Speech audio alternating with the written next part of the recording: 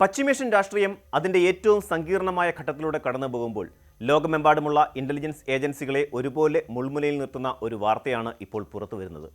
Iran ഒരു dirty bomb പ്രയോഗിക്കാനുള്ള സാധ്യതയുണ്ടെന്ന American intelligence റിപ്പോർട്ടുകൾ അന്താരാഷ്ട്ര തലത്തിൽ വലിയ ചർച്ചകൾക്ക് വഴിമരുന്നിട്ടിരിക്കുകയാണ്.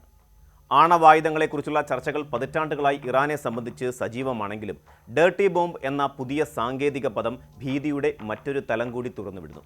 ഇത് കേവലം ഒരു സ്ഫോടനമല്ല, മറിച്ച് തലമുറകളെ വേട്ടയാടാൻ ശേഷിയുള്ള ഒരു നഗരത്തെ മുഴുവൻ നിശ്ചലമാക്കാൻ കഴിയുന്ന ഒരു വിനാശകാരിയായ യുദ്ധതന്ത്രമാണ്.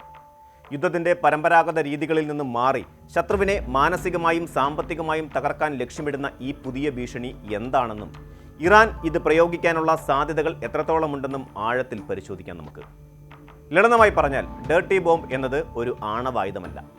പലപ്പോഴും ആളുകൾ ഇതിനെ ഹിരോഷിമയിലെയും നാഗസാക്കിയിലെയും പതിച്ച ആറ്റം ബോംബുകളുമായി തെറ്റായി താരതമ്യം ചെയ്യാറുണ്ട്. എന്നാൽ സാങ്കേതികമായി ഇവ രണ്ടും തമ്മിൽ വലിയ വ്യത്യാസങ്ങളുണ്ട്. ആറ്റം ബോംബുകൾ അഥവാ ന്യൂക്ലിയർ ബോംബുകൾ പ്രവർത്തിക്കുന്നത് അണുവിഘടനത്തിലൂടെയോ ലയനത്തിലൂടെയോ ഉണ്ടാകുന്ന അത്യന്തം വിനാശകരമായ ഊർജ്ജം മൂലമാണ്. എന്നാൽ ഡേർട്ടി ബോംബ് അഥവാ റേഡിയോളജിക്കൽ ഡിസ്പേഴ്സണൽ ഡിവൈസ് എന്നത് ഡൈനാമിറ്റ് പോലെയുള്ള സാധാരണ സ്ഫോടക വസ്തുക്കളിൽ ആണവ വികിരണ ശേഷിയുള്ള വസ്തുക്കൾ കലർത്തി നിർമ്മിക്കുന്ന ഒന്നാണ്. സ്ഫോടനം നടക്കുമ്പോൾ ഈ റേഡിയോ ആക്റ്റീവ് പൗഡറുകളോ തരികളോ അന്തരീക്ഷത്തിൽ വ്യാപിക്കുകയും ആ പ്രദേശം മുഴുവൻ വിഷമയമായി മാറുകയും ചെയ്യുന്നു. ചുരുക്കത്തിൽ സ്ഫോടനത്തെക്കാളും അതിൻ്റെ ഫലമായി പടരുന്ന ആണവ മാലിന്യമാണ് ഡേർട്ടി ബോംബിനെ അപകടകാരിയാക്കുന്നത്. ഒരു ഡേർട്ടി ബോംബ് പൊട്ടിത്തെറിക്കുമ്പോൾ വലിയൊരു കെട്ടിടം തകരാനോ ആയിരക്കണക്കിന് ആളുകൾ പെട്ടെന്ന് കൊല്ലപ്പെടാനോ സാധ്യത വളരെ കുറവാണ്. സാധാരണ സ്ഫോടനങ്ങളിൽ സംഭവിക്കുന്ന നാശനഷ്ടങ്ങൾ മാത്രമേ അവിടെയും സംഭവിക്കൂ. എന്നാൽ യഥാർത്ഥ ദുരന്തം തുടങ്ങുന്നത് അതിനുശേഷമാണ്. ബോംബിനുള്ളിൽ നിറച്ചിരിക്കുന്ന യുറേനിയമോ സീസിയമോ പോലെയുള്ള റേഡിയോ ആക്റ്റീവ് വസ്തുക്കൾ വായുവിലൂടെയും പൊടിപടലങ്ങളിലൂടെയും കിലോമീറ്ററുകളോളം വ്യാപിക്കും. ഇതോടെ സ്ഫോടനം നടന്ന നഗരത്തിന് വലിയൊരു ഭാഗം മനുഷ്യവാസയോഗ്യമല്ലാതായി മാറും. വീടുകൾ, ഓഫീസുകൾ, പൊതുഗതാഗത സംവിധാനങ്ങൾ എന്നിവയെല്ലാം ആണവ വികിരണത്തിൻ്റെ പിടിയിലാകും. ഇത് ശുദ്ധീകരിക്കുക എന്നത് പ്രായോഗികമായി അസാധ്യമായ ഒന്നോ അല്ലെങ്കിൽ ദശലക്ഷക്കണക്കിന് ഡോളർ ചെലവ് വരുന്ന പ്രക്രിയയോ ആണ്. അദൃശ്യമായ ഈ ശത്രുവിനെ പേടിച്ച് ജനങ്ങൾ നഗരം വിട്ടോടാൻ നിർബന്ധിതരാകുന്നു. ഇറാന്റെ പക്കലുള്ള സമ്പുഷ്ടീകൃത യുറേനിയത്തിന്റെ അളവാണ് അമേരിക്കയെയും സഖ്യകക്ഷികളെയും ഇപ്പോൾ വല്ലാതെ ഭയപ്പെടുത്തുന്നത്. അന്താരാഷ്ട്ര ആണവോർജ്ജ ഏജൻസികളുടെ കണക്കുകൾ പ്രകാരം ഏകദേശം 460 കിലോയോളം സമ്പുഷ്ടീകൃത യുറേനിയം ഇറാന്റെ ശേഖരത്തിലുണ്ട്. ഇതിൽ തന്നെ 60% വരെ സമ്പുഷ്ടീകരിക്കപ്പെട്ട യുറേനിയം ഉൾപ്പെടുന്നു എന്നത് ഗൗരവകരമായ കാര്യമാണ്. സാധാരണ ഒരു ആറ്റം ബോംബ് നിർമ്മിക്കാൻ 90% സമ്പുഷ്ടീകരണം ആവശ്യമാണെങ്കിൽ ഒരു ഡേർട്ടി ബോംബ് നിർമ്മിക്കാൻ 60% സമ്പുഷ്ടീകരണം തന്നെ ധാരാളമാണ്. ഇത്രയധികം യുറേനിയം കൈവശമുള്ള ഒരു രാജ്യം അത് ആയുധമാക്കാൻ തീരുമാനിച്ചാൽ പശ്ചിമേഷ്യയിലെ സുരക്ഷാ സമവാക്യങ്ങൾ പാടെ തകരും. പ്രത്യേകിച്ച് ഇസ്രയേലുമായുള്ള സംഘർഷം കൊടുമ്പിരി കൊണ്ടിരിക്കുന്ന സാഹചര്യത്തിൽ ഇത്തരം ആയുധങ്ങൾ പ്രതിരോധത്തിനായി ഇറാൻ പ്രയോഗിക്കാനുള്ള സാധ്യത തള്ളിക്കളയാനാവില്ലെന്ന് വിദഗ്ധർ ചൂണ്ടിക്കാട്ടുന്നു. ഡേർട്ടി ബോംബിനെ പലപ്പോഴും കൂട്ടനിശബ്ദതയുടെ ആയുധം എന്ന് വിളിക്കാറുണ്ട്. കാരണം ഇത് ശത്രുവിനെ കൊല്ലുന്നതിനേക്കാൾ കൂടുതൽ അവരെ ഭയപ്പെടുത്തുകയും തളർത്തുകയും ചെയ്യുന്നു.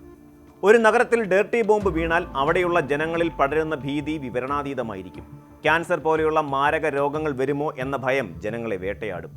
ഇത് സർക്കാരിന് മേൽ വലിയ സമ്മർദ്ദം ചെലുത്തുകയും സമ്പദ് വ്യവസ്ഥയെ തകർക്കുകയും ചെയ്യും.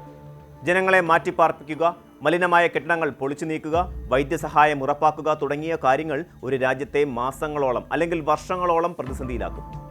ഇറാന്റെ പക്കൽ ഇങ്ങനെയൊരു ആയുധമുണ്ടെന്ന വാർത്ത പോലും ശത്രുരാജ്യങ്ങളെ പിന്നോട്ട് വലിക്കാൻ പ്രേരിപ്പിക്കുന്ന ഒരു തന്ത്രമാണ്. ലോക ചരിത്രത്തിൽ ഇതുവരെ ഒരു ഡേർട്ടി ബോംബ് യുദ്ധമുഖത്ത് പ്രയോഗിക്കപ്പെട്ടിട്ടില്ല. എങ്കിലും ഭീകര സംഘടനകൾ ഇതിനായി ശ്രമം നടത്തുന്നുണ്ടെന്ന റിപ്പോർട്ടുകൾ പലപ്പോഴും വന്നിട്ടുണ്ട്. 1990കളിൽ ചെച്ചനിയൻ വിഘടനവാദികൾ മോസ്കോയിലെ ഒരു പാർക്കിൽ ഇത്തരമൊരു ബോംബ് സ്ഥാപിച്ചെങ്കിലും അത് പൊട്ടിത്തെറിച്ചില്ല. എന്നാൽ ഒരു രാഷ്ട്രം തന്നെ ഔദ്യോഗികമായി ഇത്തരമൊരു ആയുധം പ്രയോഗിക്കാൻ തുനിയുന്നു എന്നത് ആഗോള സുരക്ഷാ മാനദണ്ഡങ്ങളെ വെല്ലുവിളിക്കുന്ന ഒന്നാണ്.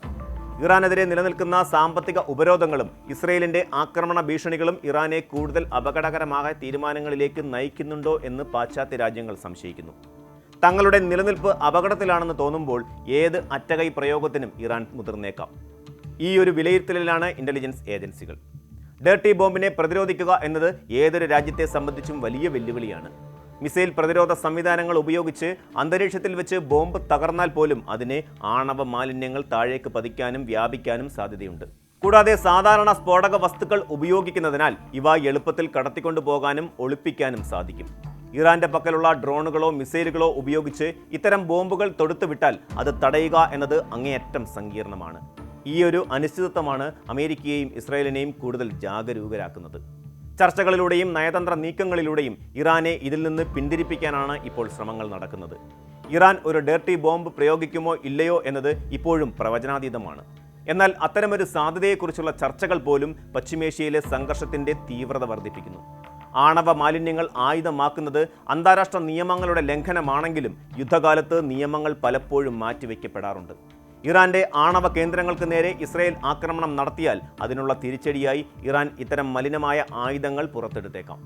ഇത് ലോകത്തിന് നൽകുന്ന സന്ദേശം വളരെ വ്യക്തമാണ്. ആധുനിക യുദ്ധം വെറും വെടിയുണ്ടകളിലോ മിസൈലുകളിലോ ഒതുങ്ങുന്നതല്ല, മറിച്ച് അത് ഭൂമിയെയും വായുവിനെയും വിഷമയമാക്കുന്ന തലത്തിലേക്ക് വളർന്നിരിക്കുന്നു. സമാധാന ചർച്ചകൾ പരാജയപ്പെടുകയും വാക്പോരുകൾ യുദ്ധത്തിലേക്ക് നീങ്ങുകയും ചെയ്താൽ ഡേർട്ടി ബോംബ് എന്ന ഈ പേടിസ്വപ്നം യാഥാർത്ഥ്യമായേക്കാം. മാനവികതയ്ക്ക് തന്നെ ഭീഷണിയായ ഇത്തരം ആയുധങ്ങളുടെ നിർമ്മാണവും ഉപയോഗവും തടയുക എന്നത് ലോകരാഷ്ട്രങ്ങളുടെ പ്രാഥമിക കടമയായി മാറേണ്ടിയിരിക്കുന്നു. കൂടുതൽ വാർത്തകൾക്ക് news 18 Keralam YouTube channel subscribe ചെയ്യുക.